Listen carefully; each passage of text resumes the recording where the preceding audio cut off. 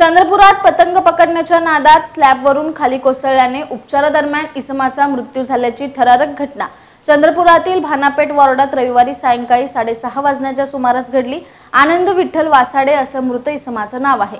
मकर संक्रांतीमुळे चंद्रपुरात मागील 8 दिवसापासून पतंगाची दुकाने सजली आहेत। बालगोपालांपासून तरुणही मोठ्या प्रमाणात पतंग उडवण्याचा आनंद घेत आहेत। रविवारी सुट्टी असल्याने दुपारी 4 वाजण्याच्या सुमारास आनंद वासाडे आपल्या कुटुंबियांसह घराच्या स्लॅबवर पतंग उडवण्याचा आनंद घेत होते। दरम्यान एक कटलेला पतंग त्यांना दिसून आला। पतंग पकडण्याच्या नादात तोल गेल्याने ते स्लॅबवरून खाली कोसळले।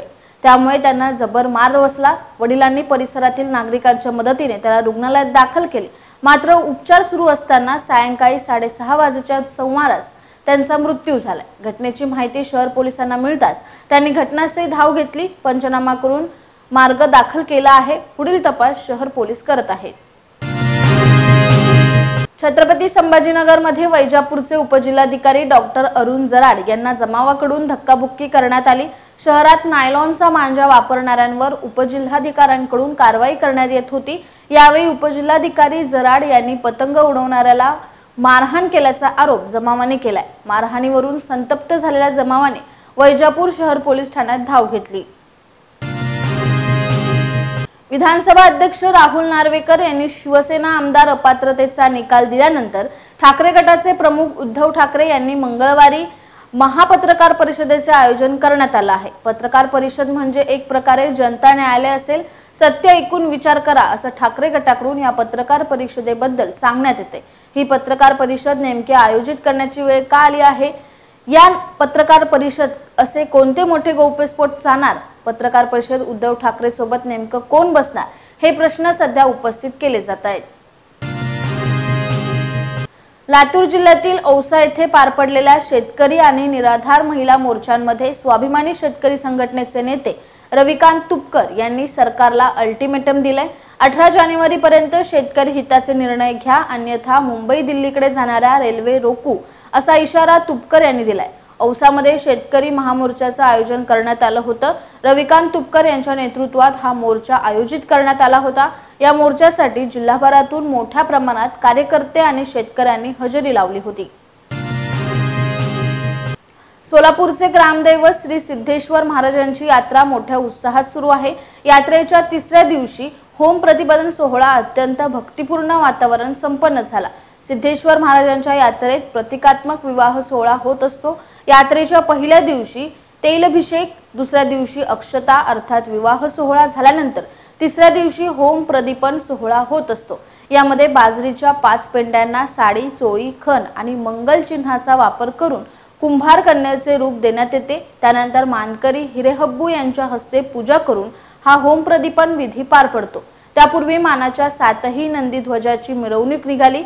3ऱ्या दिवशीच्या मिरवणूक वेळी नंदी ध्वजांना विद्युत रोषणाईने सजवले जाते, तर मानाच्या पहिल्या नंदी ध्वजास नागफणी बांधण्यात येतो। मानकरी असलेले सोमनाथ मेंगाने हे एकटेच मानाचे पहिले नंदी ध्वज उचलून होम मैदान पर्यंत आणतात। मानाचे नंदी ध्वज होम कट्ट्याजवळ आणल्यानंतर हिरेहब्बू बंधूंनी प्रतिकात्मक कुंभार कन्येची विधिवत पूजा केली। त्यानंतर अग्नी देत होम विधी पूर्ण केला। या सोहळ्याला काशीपीठाचे जगद्गुरू डॉक्टर मल्लिकार्जुन शिवाचार्य हे देखील उपस्थित होते। अयोध्या नगरीत 22 जानेवारीला भगवान रामाच्या मूर्तीची प्राण प्रतिष्ठापना होते। प्रत्येक जण हा सोहळा एका उत्साहात साजरा करत असतानाच पिंपरी चिंचवड शहरातील एका तरुणीने शिवकालीन मोडी लिपीत भगवान श्रीरामांची प्रतिमा साकारली। 2024 वेळा राम हे नाव लिहून तिने ही प्रतिमा 3 तास मेहनत घेत साकारली। श्रुती गावडे असं या मोडी लिपीकार तरुणीचं नाव आहे।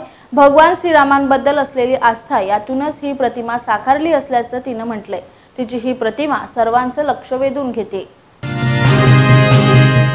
अयोध्येत भव्य मंदिरात विराजमान होणाऱ्या रामलल्लाचे स्वागत पुण्याच्या सांस्कृतिक महत्त्वाचे स्थान असलेल्या ढोल ताशाच्या गजराने केले जाणार आहे। पुण्यातील श्रीराम पथकाला श्री राम जन्मभूमी न्यासाकडून वादन करण्याचे आमंत्रण प्राप्त झाले आहे। अयोध्येत राम मंदिराच्या उद्घाटनानंतर होणाऱ्या सांस्कृतिक सप्ताहामध्ये सहभागी होऊन पथकाचे 150 वादक ढोल ताशा, झांज, हलगी वादन करणार आहेत। वाद्यपूजन केल्यानंतर दुसऱ्या दिवशी 50 ढोल, 25 ताशे आणि ध्वज अयोध्येला रवाना केले जाणार आहेत। अयोध्येप्रमाणे श्रीराम पथकाचे वादक वाराणसीला, काशी विश्वेश्वर, कॉरिडॉरमध्ये वादन करणार असून काशी विश्वेश्वर संस्थांकडूनही पथकाला आमंत्रण देण्यात आले असल्याचे पथकाच्या पदाधिकाऱ्यांनी सांगितले आहे। अयोध्येमधील प्रभू श्रीराम मंदिरांची चर्चा संपूर्ण जगभर सुरू झाली असून याच अयोध्येतील श्रीराम मंदिराची प्रतिकृती कोल्हापूरमध्ये उभी करण्यात आली आहे। संताजी घोरपडेच्या विजन चॅरिटेबल ट्रस्टच्या वतीने ही राम मंदिराची प्रतिकृती उभी करण्यात आली आहे। 40 बाय 25 हे मंदिर असून कोल्हापुरातील मुख्य मार्गावर राम आपल्या दारी यात्रेला सुरुवात झाली आहे। ज्या भाविकांना अयोध्येमध्ये जाऊन प्रभू श्रीरामांचे दर्शन घेता येत नाही अशांना मंदिरात रामाचं दर्शन घेता येणार आहे। प्रत्येक गावात या मंदिराचं स्वागत केलं जात आहे। नमस्कार, 91 इंडिया न्यूज नेटवर्क मध्ये आपले सर्वांचे स्वागत। 91 इंडिया न्यूज नेटवर्क आता संपूर्ण महाराष्ट्रभर आपल्या आजूबाजूच्या ताज्या बातम्या पाहण्यासाठी आजच आमच्या चॅनलला लाईक, शेअर, सबस्क्राइब करा। तसेच 91 India news network app Google play store वर जाऊन डाउनलोड करा। अधिक माहितीसाठी www.91indianewsnetwork.com ला भेट द्या।